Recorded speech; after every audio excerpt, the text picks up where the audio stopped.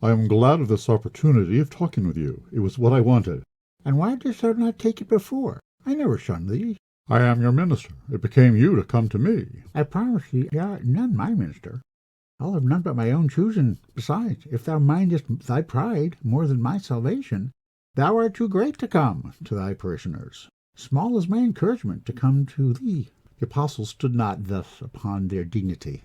A modest man would have doubted and heard what I had to say. Friend, hast thyself no doubts about the strength of the way thou art in? Certainly no. Then am I not more mocked than thou art? I often doubt, and go to God with my doubts. But you should go to him in a proper way. I go to him in prayer, and in his word. Knowest thou a way more proper? Does the light within teach you all this? My natural light, which thou hast called reason, sufficeth to confute thee. The other light seemeth to be withheld from thee, and therefore thou mockest it. Better becomes a Christian to pray for it.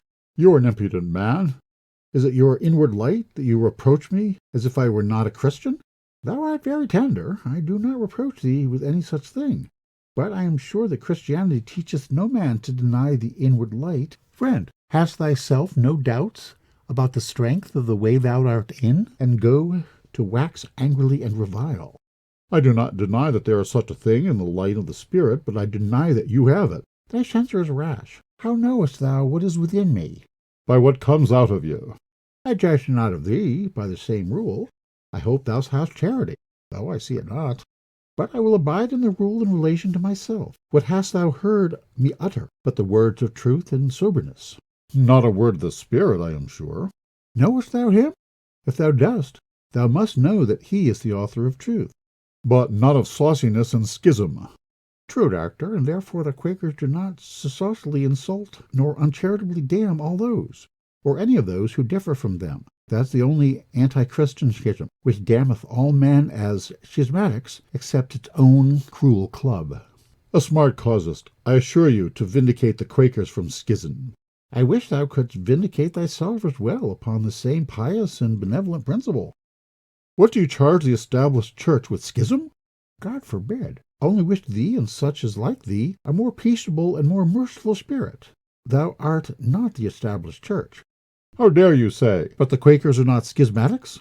Yes, certainly I think that a good man of all professions will be saved. This is charity. I separate no church out of pride or interest, and therefore no schismatic. And here I suppose the Spirit is your voucher.